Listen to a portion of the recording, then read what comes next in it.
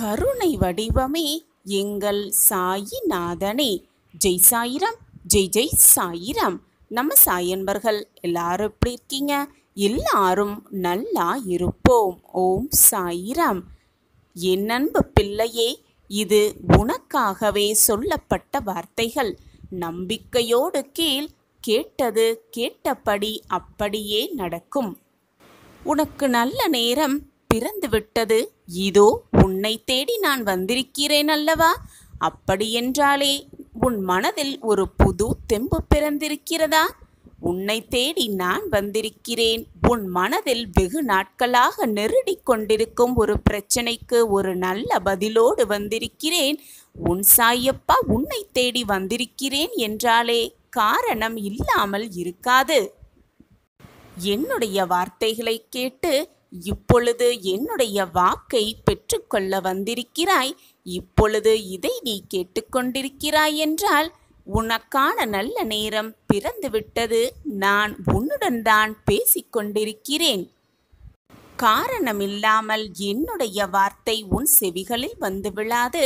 காரணமில்லாமல் என்னுடைய வாக்கு உன்னிடம் வந்து சேராது. எதை யாருக்கு எப்பொழுது கொடுக்க வேண்டுமோ அதை அப்பொழுதே அந்த நொடியே அவர்களிடம் கொண்டு போய் சேர்க்கும் பொறுப்பை உன் சாயப்பா ஏற்றிருக்கும் பொழுது அதில் தவறு நிகழ்ந்து விடுமா?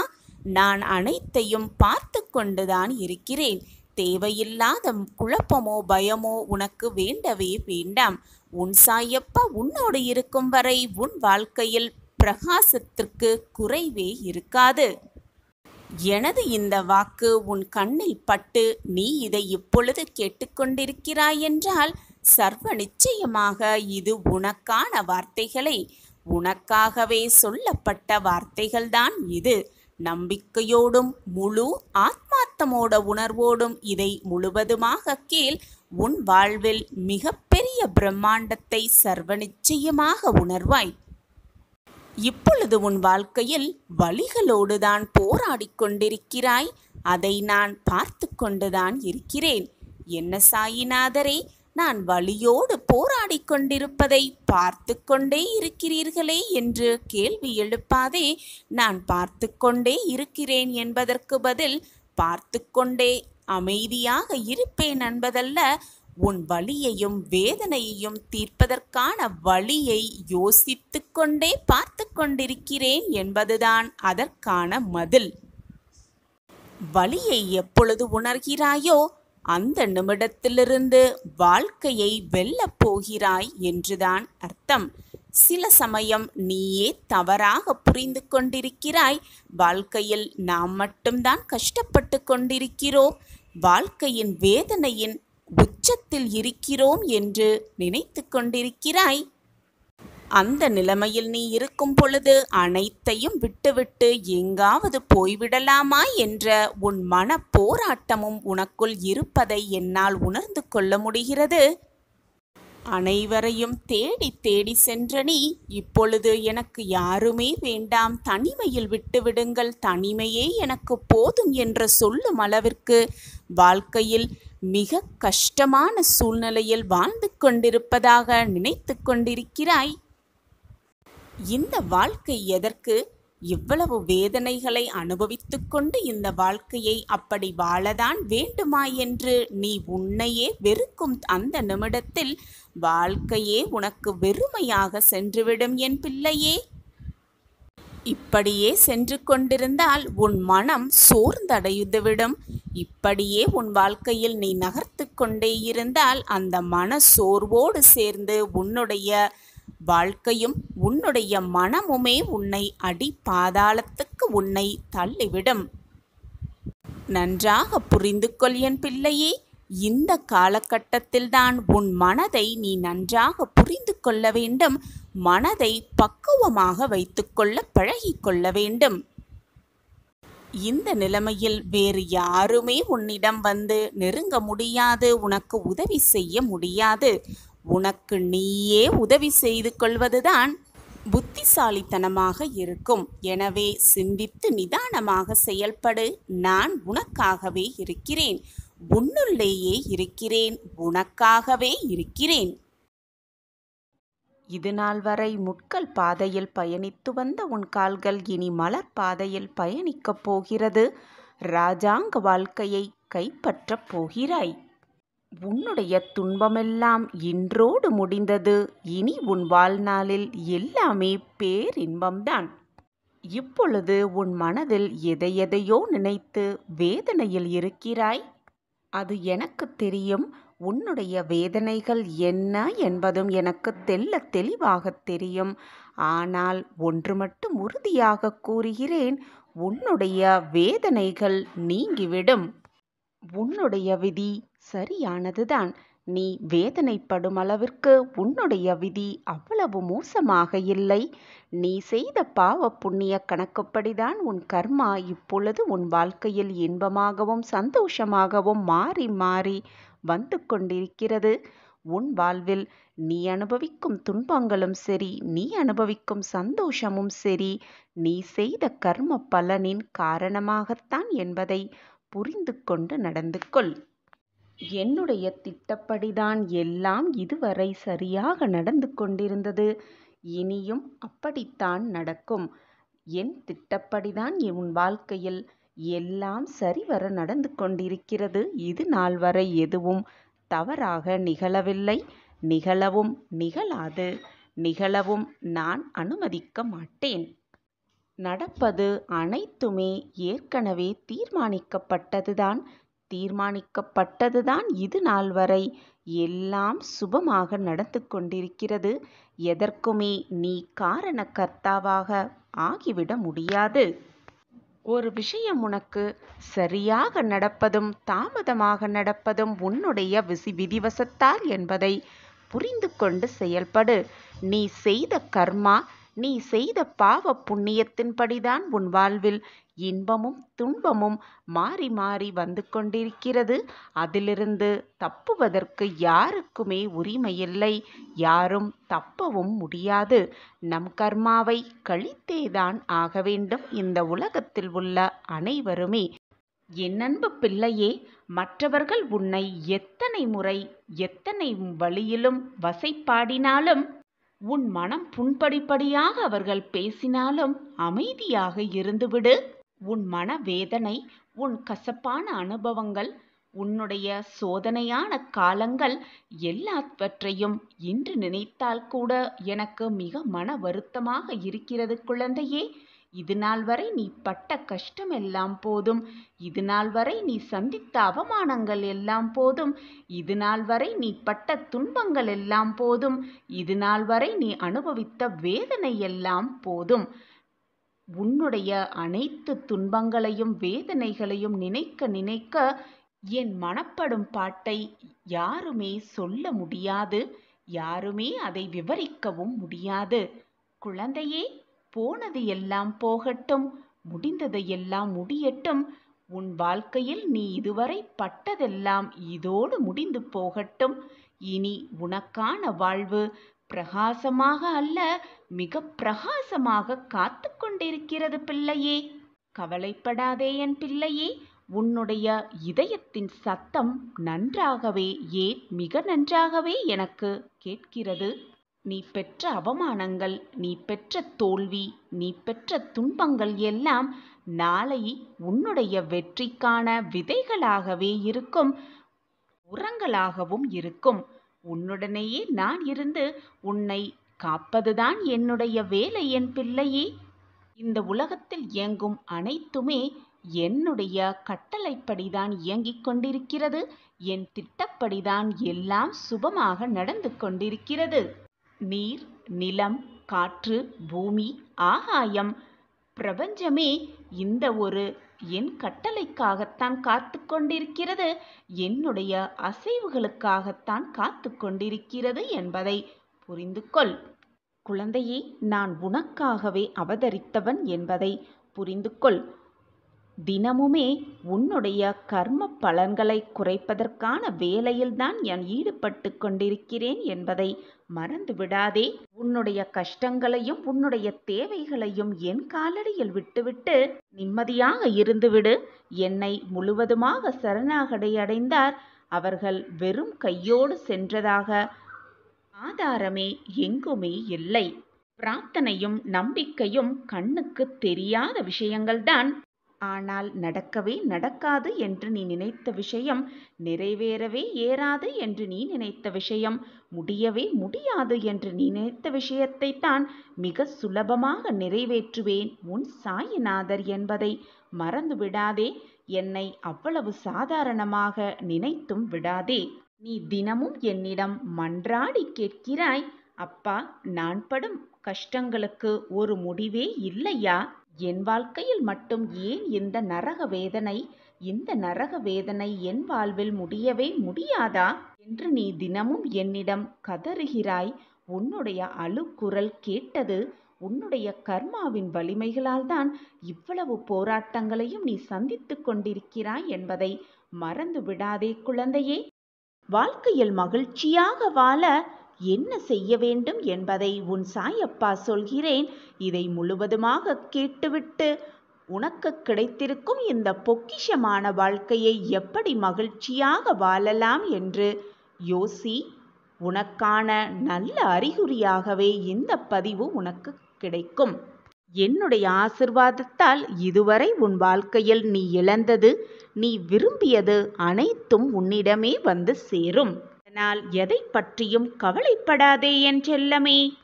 எது நீ இழந்தாலும், எது உன்னை விட்டு சென்றாலும், எது உன் மனதை காயப்படுத்தினாலும் உன் சாயப்பாவை மட்டும் நீ விலகவே இல்லை குழந்தையே. நானும் உன்னை விலகவே மாட்டேன். உன் சாயப்பா உன் மீது காட்டும் பரிவையும் பாசத்தையும் அன்பையும் நீ இதுவரை இழக்கவே இல்லை.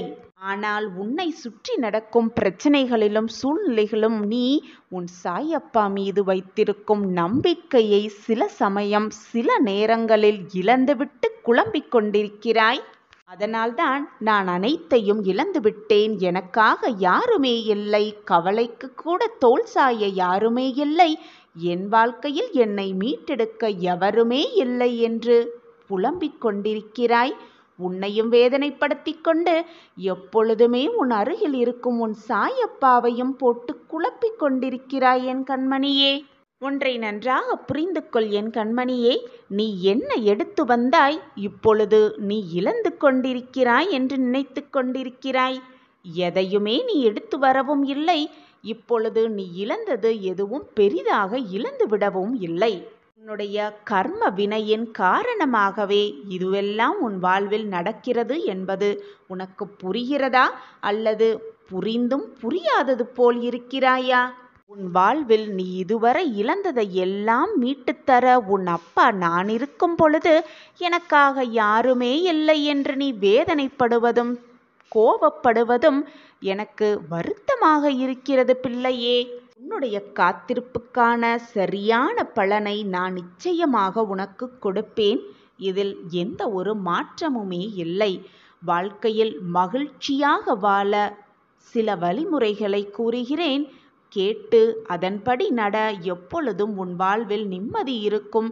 நிம்மதி இருந்தால் மகிழ்ச்சி தானாகவே வந்துவிடும்.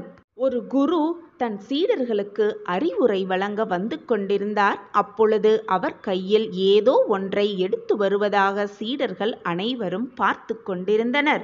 பார்த்து கொண்டிருந்த சீடர்கள் அனைவருக்கும் வியப்பு. தன்னுடைய குரு கையில் என்ன கொண்டு வந்திருக்கிறார் என்பதை அறிந்து கொள்ள ஆவராக அனைவரும் குருவையே பார்த்து கொண்டிருந்தனர். அப்பொழுது குரு கையில் ஒரு சிறிய கயிறு இருந்ததை அனைவரும் பார்த்தனர். வந்த குருவும் தன்னிடத்தில் அமர்ந்து கொண்டார்.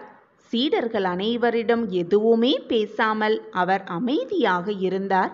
சிறிது நேரத்தில் தான் கொண்டு வந்திருந்த கயிற்றில் முடிச்சை போட்டுக்கொண்டே இருந்தார் அந்த குரு. முடிச்சு போட்ட பிறகு தன்னுடைய சீடர்களை நோக்கி அந்த குரு, சீடர்களே, நான் கொண்டு வந்த கயிற்றில் முடிச்சை போட்டுவிட்டேன். இப்பொழுது கூறுங்கள், நான் கொண்டு வந்த கயிறு இதுவா அல்லது வேறு ஏதோ இருக்கிறதா என்று சீடர்களை பார்த்து கேட்டாராம் அந்த குரு. அப்பொழுது கூட்டத்திலிருந்த ஒரு சீடர் எழுந்து, குருவே, இது நாம் பார்க்கும் கோணத்தில்தான் இதற்கு பதில் சொல்ல முடியும். ஒரு கோணத்திலிருந்து பார்த்தால் நீங்கள் கொண்டு வந்த கயிறுதான் இந்த கயிறும் கூட. ஆனால் வேறு கோணத்தில் பார்த்தால் இதில் முடிச்சு போட்டதால் இதன் வடிவமும் அளவும் கூட மாறி இருக்கிறது. எனவே இது வேறு கயிறாக கூட இருக்கலாம். இதில் தவறு என்று எதுவுமே இல்லை என்று கூறினாராம். நாம் பார்க்கும் கோணத்தில்தான் அனைத்துமே இருக்கிறது என்று கூறினாராம். அந்த கூட்டத்தில் இருந்த ஒரு சீடர் தன் குருவை பார்த்து.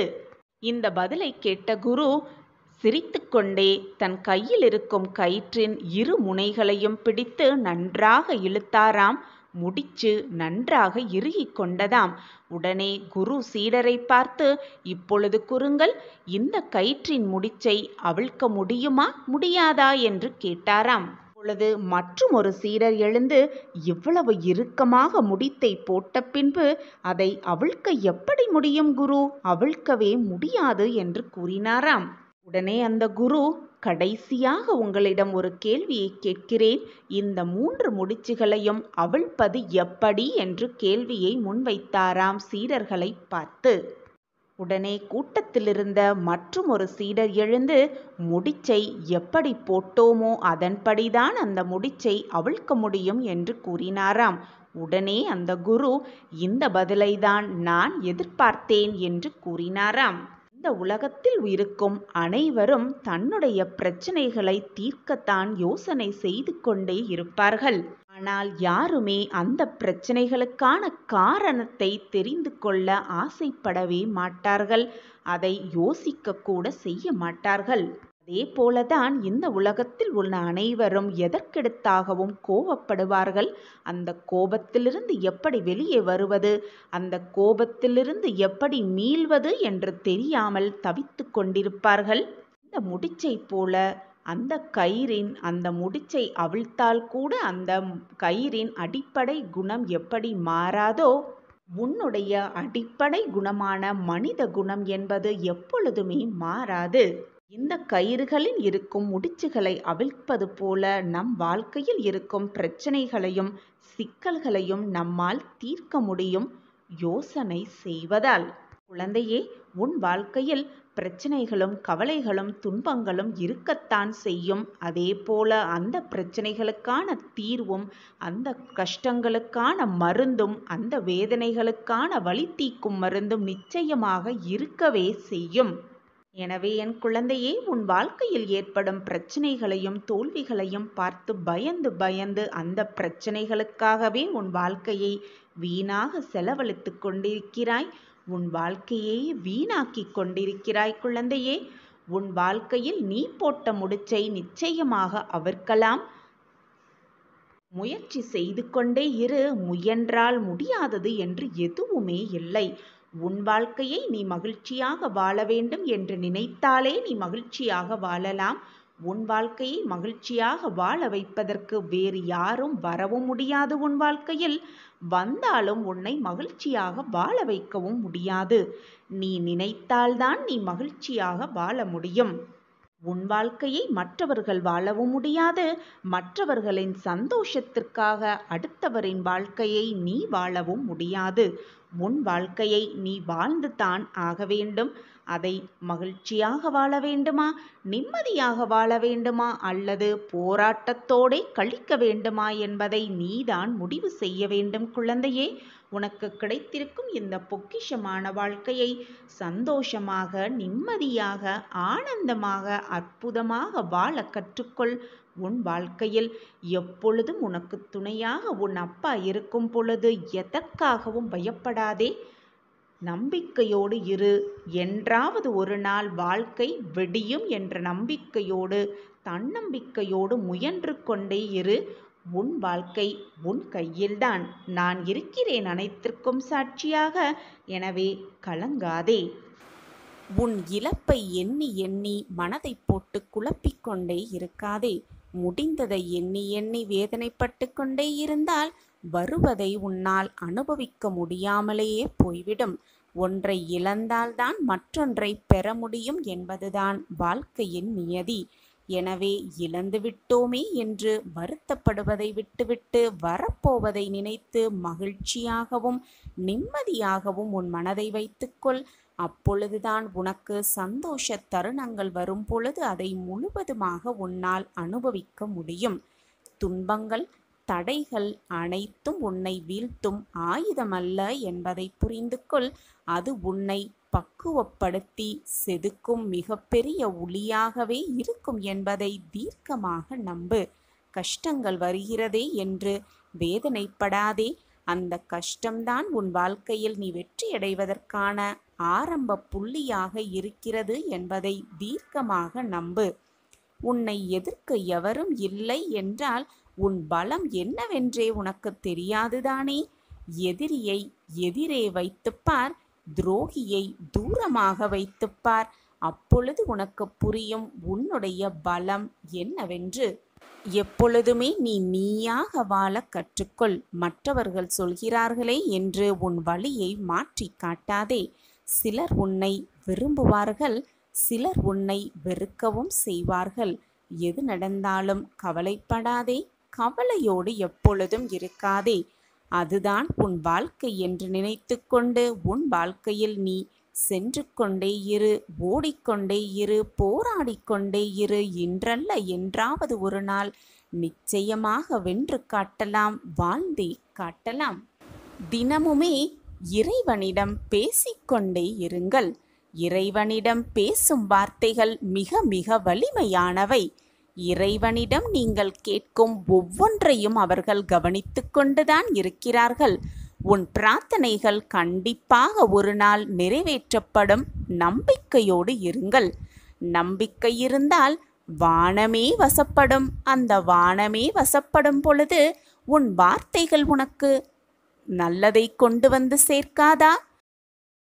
இப்படித்தான் கூறிக்கொண்டே இருக்கிறீர்கள் தினமும். ஆனால் எதுவுமே என் வாழ்க்கையில் நிகழவே இல்லை. எந்த அதிசயமும் என் வாழ்வை இது நாள் வரை நிகழ்ந்ததே இல்லை. நான் ஒவ்வொரு இரவும் நம்பிக்கையோடு தான் உறங்க செல்கிறேன். நாளை எனக்கான நாளாக இருக்கும் என்ற நம்பிக்கையோடு தான் நான் உறங்குகிறேன். காலை கண் விழிக்கும் பொழுதும் நம்பிக்கையோடு தான் கண் விழிக்கிறேன். ஆனால் நாட்கள் தான் நகருகிறதே தவிர என் வாழ்க்கையில் எந்த ஒரு திருப்பமும் ஏற்றமும் இதுவரை நிகழவே இல்லையே என்றுதானே கூறுகிறாய்? சாயிநாதரே, அனைவரும் நிம்மதியாக உறங்கிக் கொண்டிருக்கும் இந்த நேரத்திலும் கூட நான் மட்டும் கண்ணீர் வடித்து கொண்டிருக்கிறேனே, எனக்கு மட்டும் ஏன் இந்த வேதனை? தனிமையாக இருப்பது என்னை மேலும் வேதனை அடைய செய்கிறது என்றுதானே யோசித்து கொண்டிருக்கிறாய்? என் பிள்ளையே, இது நாள் வரை நம்பிக்கையோடு தானே இருந்தேன் என்று கூறுகிறாய். அப்படியென்றால் இன்று அதைவிட ரெட்டிப்பு நம்பிக்கையோடு, ரெட்டிப்பு மகிழ்ச்சியோடு இதை முழுவதுமாக கேட்டுவிட்டு நிம்மதியாக இன்று இரவை கடந்து வா. நாளை நீ எதிர்பார்த்த அந்த இடத்திலிருந்து ஒரு நல்ல நிகழ்வு, ஒரு நல்ல மாற்றம், ஒரு நல்ல செய்தி, உன் மனம் குளிரும் ஒரு மங்கள செய்தி உன் செவிகளில் வந்து எட்டும். நாளை நீ கண் விழிக்கும் பொழுது சாயி சாயி என்று சொல்லிக்கொண்டுதான் விழிப்பாய். உனக்கான அந்த நல்ல செய்தி உன் காதுகளில் வந்து விழும். உடனே ஓடோடி வந்து நான் எங்கு இருக்கிறேன் என்பதை கண்டுபிடித்து என்னிடம் வந்து நன்றி சொல்வாய். உன் கண்களில் ஆனந்த கண்ணீர் வரும். அப்பொழுதும் அந்த கண்ணீரை துடைக்க நான் உன் அருகிலேயே இருப்பேன் என்பதை மறந்தே விடாதே. நம்பிக்கை வெற்றியோடு வரும். ஆனால் வெற்றி நம்பிக்கை உள்ளோரிடம் மட்டுமே வரும். அந்த வெற்றி உன்னிடம் கண்டிப்பாக வரும். ஏனென்றால் உன்னிடம் நம்பிக்கை நிறையவே இருக்கிறது. நீ என்னுடைய பொக்கிஷம். உன்னிடம் நம்பிக்கை மிக அதிகமாக இருக்கிறது என்பது எனக்கு நன்றாகவே தெரியும். எதற்குமே கலங்காதே. எது வந்தாலும் நம்பிக்கையை மட்டும் இழந்து விடாதே. இருளான வாழ்க்கை என்று கவலை கொள்ளாதே. என் வாழ்க்கையில் மட்டும் எப்பொழுதுமே இருள் மட்டுமே சூழ்ந்து இருக்கிறதே என்று வேதனைப்படாதே. கனவுகள் முளைப்பது அந்த இருளில்தான். இருள் மறைந்தால்தான் வெளிச்சம் பிறக்கும். இதுதான் வாழ்க்கையின் நியதி. உன்னுடைய இருளும் மலையப் போகிறது. உனக்கான பிரகாசமும் விடியப் போகிறது என்பதை நம்பிக்கையோடு நம்பு. நீ எவ்வளவு தூரம் உன்னால் செல்ல முடியும்? சென்றாலும் உன்னால் வெற்றி அடைய முடியுமா என்று கேலி பேசுகிறார்களா உன்னை பார்த்து? நீ அவற்றை காதில் வாங்கி கொள்ளாதே. காதில் வாங்கிக் கொள்ளாமல் உன்னுடைய பயணத்தை ஓடிக்கொண்டே இரு, போராடிக்கொண்டே இரு, நடந்து கொண்டே இரு. அவர்கள் சொற்கள் உன் காதில் விழாத தூரம் வரை உயர்ந்து சென்று கொண்டே இரு. அப்பொழுது உன்னிடம் பேச யாருமே இருக்கவே மாட்டார்கள். ஏனென்றால் நீ சிகரத்தை தொட்டிருப்பாய். ஒவ்வொரு நாளும் விடியும் போது ஒரு எதிர்பார்ப்போடே விடுகிறது. நீயும் அந்த எதிர்பார்ப்போடையே உன்னுடைய ஒவ்வொரு நாளையும் முழிக்கிறாய். ஒவ்வொரு நாளும் முடியும் பொழுது ஒரு அனுபவமாக எடுத்துக்கொள். ஒவ்வொரு அனுபவம் உன் வாழ்க்கையில் நீ மிக பிரகாசமாக உயர்வதற்கான வழிகளாகவே இருக்கும். நம்பிக்கையோடு இரு. எதையுமே வாழ்க்கையில் சாதித்தே விடலாம். எதையும் எதிர்கொண்டு வாழ பழகிக்கொண்டால் உனக்கு வரும் இன்னல்களும் துரோகங்களும் தோல்விகளும் கூட உனக்கு பயமே இல்லாமல் முடியும். வாழ்வில் முன்னேற வேண்டுமென்றால் உன் கால்களால் நடந்து போய்கொண்டே இரு. மற்றவர்களின் முதுகில் ஏறி போக நினைக்காதே. மற்றவர்களின் வழியிலும் செல்ல நினைக்காதே. உனக்காக ஒரு தனி பாதையை உண்டாக்கி கொண்டு அந்த பாதையில் நீ சென்று கொண்டே இரு. யார் சொல்லுவதையும் காதில் வாங்கிக் கொள்ளாமல் நம்பிக்கையோடு புன்னகையோடு உன் வழியில் நீ வடித்த பாதையில் சென்று கொண்டே இரு. உன்னுடைய பாதைகளை மலர்பாதையாக மாற்றும் வேலையை உன் சாயப்பா நான் செய்வேன். ஒன்றை நன்றாக புரிந்து கொள் என் பிள்ளையே. நீ விரும்பியதை, எதை நீ அதிகமாக விரும்புகிறாயோ அதை மற்றவர்களுக்கு கொடு. இதன் பொருள் என்னவென்று தெரியுமா? நீ பிறரிடம் எதிர்பார்க்கும் அன்பு, மரியாதை போன்றவைகளை பிறர் எதிர்பார்ப்புக்கும் முன் கொண்டு போனால் உனக்கானது உன்னை தேடி வரும். மற்றவர்களுக்கு நீ அதை வாரி வாரி குளத்தால் உனக்கு இரட்டிப்பு பன்மையாக அது உனக்கு வந்து சேரும். இதுதான் வாழ்க்கையின் ரகசியம். எப்பொழுதுமே குடையினால் மழையை ஒருபோதும் தடுத்து நிறுத்தவே இயலாது. ஆனால் நம்மை மழையின் போது நனையாமல் கம்பீரமாக நிற்க வைக்கும் அந்த குடையே. அதுபோலத்தான் நம்பிக்கை சில நேரங்களில் வெற்றியை தராமல் இருக்கலாம். ஆனால் வாழ்வில் பெரிய பெரிய சவால்களை எதிர்கொள்ள சக்தியை அந்த நம்பிக்கை தரும். இதுதான் வாழ்க்கையின் ரகசியம். நம்பிக்கையோடு இரு. எதற்குமே வீணாக கவலைப்படாதே. காரணம் இல்லாமல் கவலையே படாதே.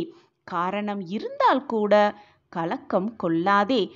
எதுவும் கடந்து போகும். இதுவும் கடந்து போகும். எதுவும் போய்கொண்டுதான் இருக்கும். எதுவுமே உன்னால் தடுத்து நிறுத்த இயலாது.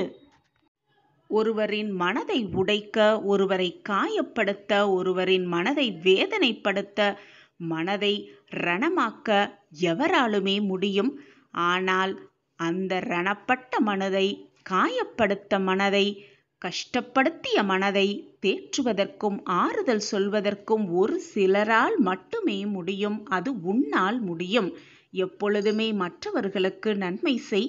மற்றவர்கள் நன்றாக இருக்க வேண்டும் என்பதை மட்டுமே சிந்தனை செய். மறந்தும் கூட மற்றவர்களுக்கு துன்பத்தை விளைக்கும்படி எந்த செயலையும் செய்யாதே.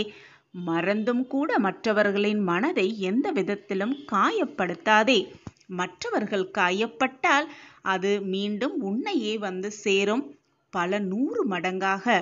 எனவே மற்றவர்களுக்கு எப்பொழுதுமே நன்மை செய். நன்மையை மட்டுமே சிந்தனை செய். நல்ல எண்ணங்களை மட்டுமே சிந்தித்து கொண்டிரு. உன் எண்ணம் போல் உன் வாழ்வும் நல்ல விதமாகவே அமையும். நன்மையாகவே முடியும். அதுவும் நிரந்தர நன்மையாகவே முடியும். எது வந்தாலும் துவண்டு போகாதே. முடிந்ததை நினைத்து எப்பொழுதும் வருந்தாதே. வரப்போவதை நினைத்து எப்பொழுதும் எந்த நொடியும் பயப்படாதே. வருவது வரட்டும், போவது போவட்டும், இருப்பது இருக்கட்டும் என்று முடிவை செய்துவிட்டு இப்பொழுது இந்த நொடி, இந்த நேர வாழ்க்கையை மகிழ்ச்சியாக சந்தோஷமாக வாழ பழகிக்கொள். உனக்கு துணையாக எப்பொழுதும் நான் உன் அருகிலேயே இருப்பேன் என்பதை எந்த நொடியும் மறந்தே விடாதே. நான் உன்னோடு பயணம் செய்து கொண்டே இருக்கிறேன். உன் வாழ்க்கையில் நீ ஏற்றமாக வாழ்க்கை வாழ்ந்தாலும் சரி, துன்பமான வாழ்க்கை வாழ்ந்தாலும் சரி, அனைத்திற்கும் உனக்கு துணையாக இருப்பேன். நீ சந்தோஷமாக இருக்கும் பொழுது நானும் மகிழ்ச்சியடைவேன். நீ வேதனையோடு இருக்கும் சமயத்தில் உனக்கு ஆறுதல் கூற 4 வார்த்தைகள் ஆறுதல் கூற நான் உன் அருகிலேயே இருப்பேன் என்பதை மறந்து விடாதே. நான் இருக்கிறேன்.